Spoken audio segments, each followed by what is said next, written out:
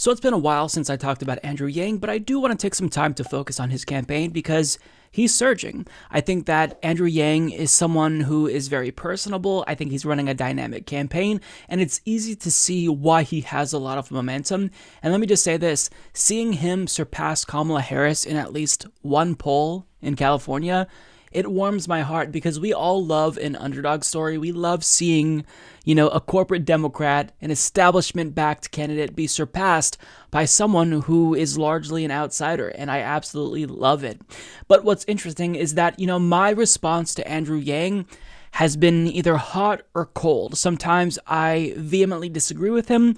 Other times I agree with him. Overall, I like him. I just think he's a nice person, but politically, I've come to realize that I think the reason why, I'm so hot or cold on Andrew Yang is because we have different worldviews, and sometimes our worldviews overlap. Other times, our worldviews clash. He's a capitalist, and he doesn't deny that. He says he's a capitalist, but I'm a socialist. I do kind of view Andrew Yang as someone who leans libertarian. I don't think it would be fair to describe him as a libertarian, but I think it's safe to say that he does have some libertarian tendencies, especially when it comes to economic issues, and that's really where I take issue with him on. So, for example, I like UBI, but I don't like that he'd fund his freedom dividend using a VAT tax, which is generally a regressive tax. And I also don't like that that program is opt-in, because I don't think that it's fair to force poor people to choose between UBI and food stamps when rich people aren't going to have to make that decision. If it's universal, it should just be universal, no questions asked.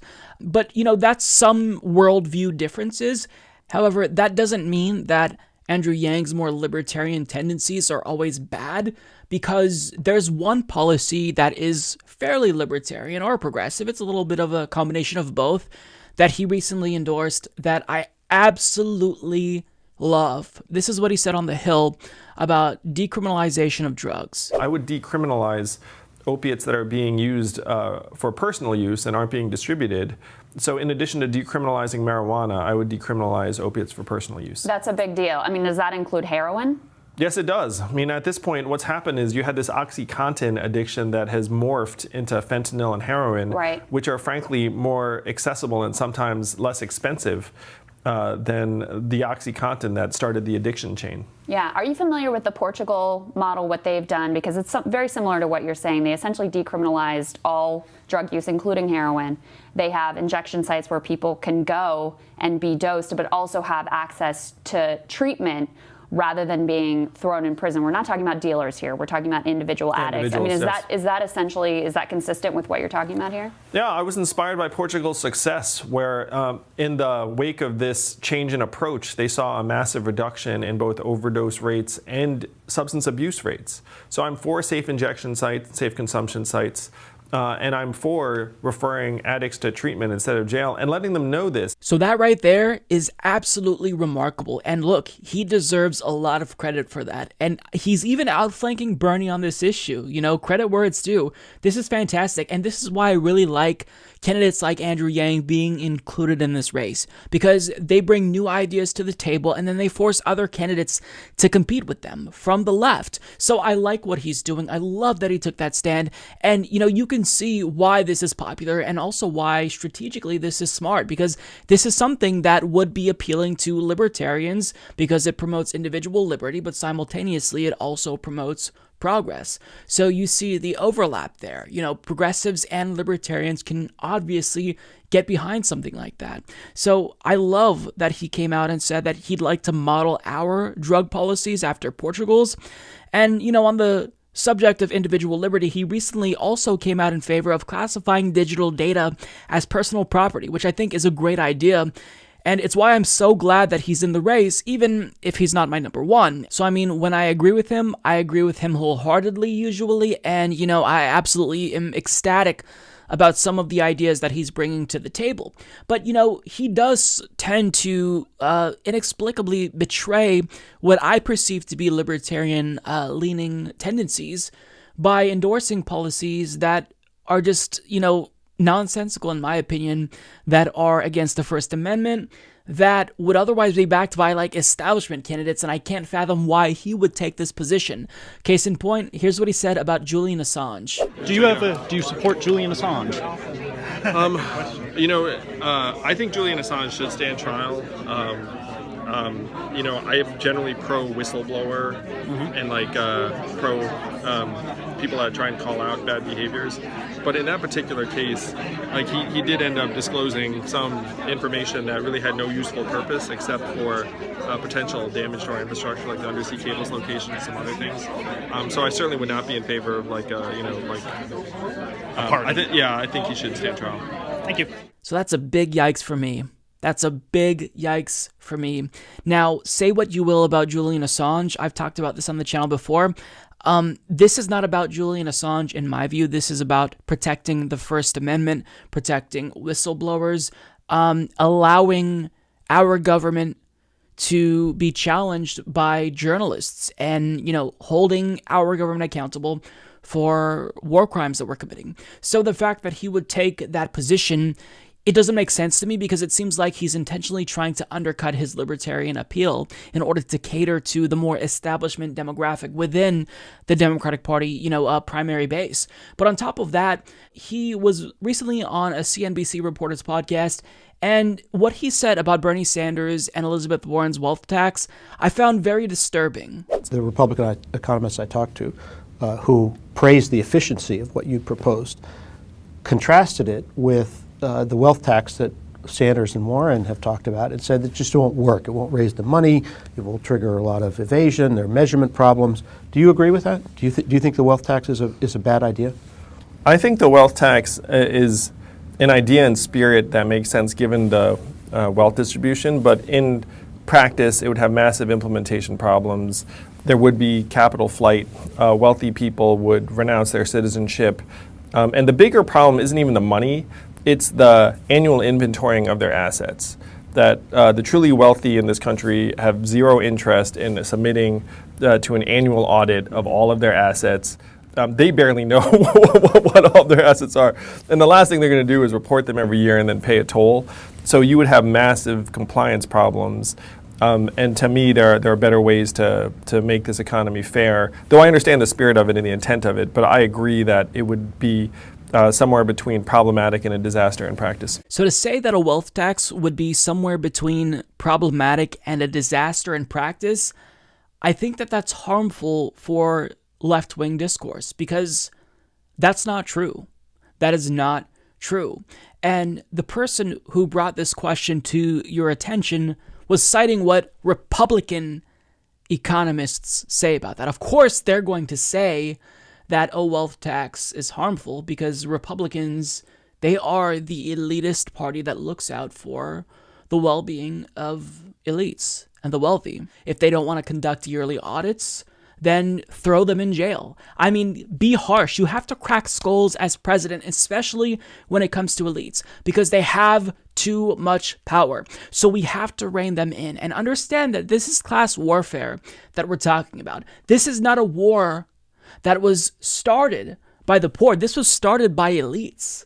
But I mean, for him to say that a wealth tax could be a disaster tells me that he'd be willing to let the wealthy off after they've robbed the poor blindly for decades. And I find that egregious. I find that egregious because think about this.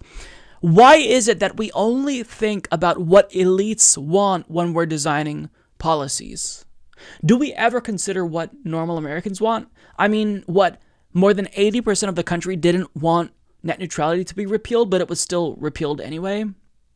A majority of the country wants Medicare for all, but we're still not doing it. But when we start talking about policies that impact elites directly, then we have to consider, oh, well, maybe they won't like that. Too fucking bad. They can leave the country, fuck them. We don't need them in our country because these are thieves. What they are doing is a form of theft because you can't possibly become a multi-billionaire. You can't amass millions of dollars in wealth unless you steal from your workers, unless you exploit labor. That is theft. So forgive me for not caring about what these elites want. And I find it really frustrating that Andrew Yang would actually legitimize that right-wing narrative because we need a wealth tax. It's time that we tax these dickheads and start reinvesting the wealth that they're hoarding into the economy so we can help normal Americans.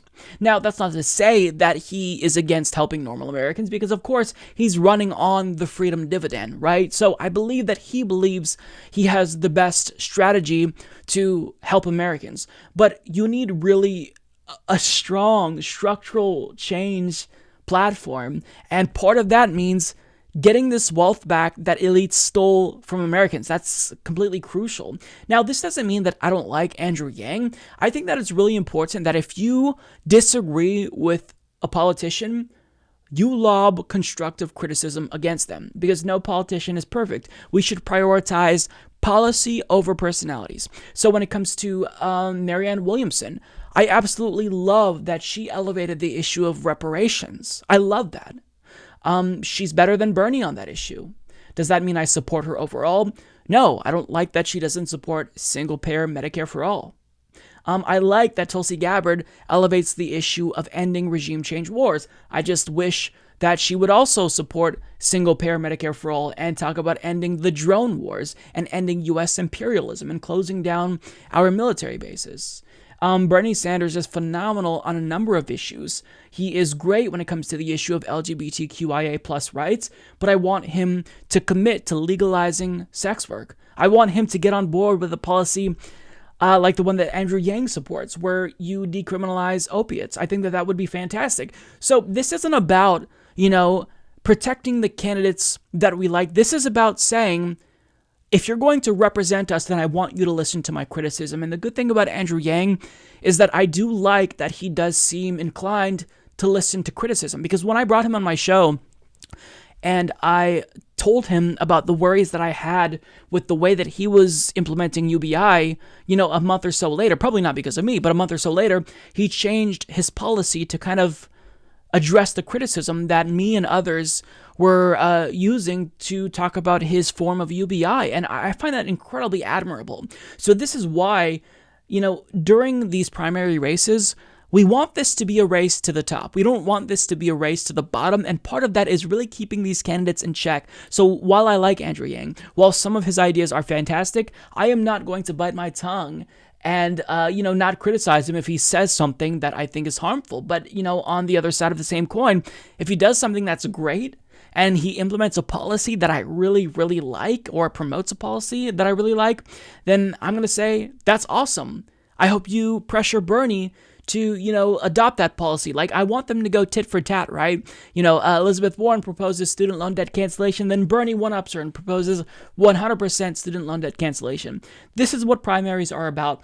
And the reason why I'm talking so much about, why we should not gatekeep and allow criticism of candidates is because what we're seeing right now online is a lot of people lash out when they see their candidates critiqued, be it Tulsi Gabbard, Andrew Yang, and even Bernie Sanders to a degree. But politicians are running because they're saying that they want to serve us. So they can demonstrate that they are committed to serving us during the primary based on how well they respond to criticism. And thankfully, Andrew Yang has been one of the few candidates who has responded positively to constructive criticism. So if I see area for improvement, I'm going to tell him about it. Mike is a total loser, so don't hit the subscribe button, okay? And whatever you do, folks, do not hit the notification bell either. Mike treats me so unfairly.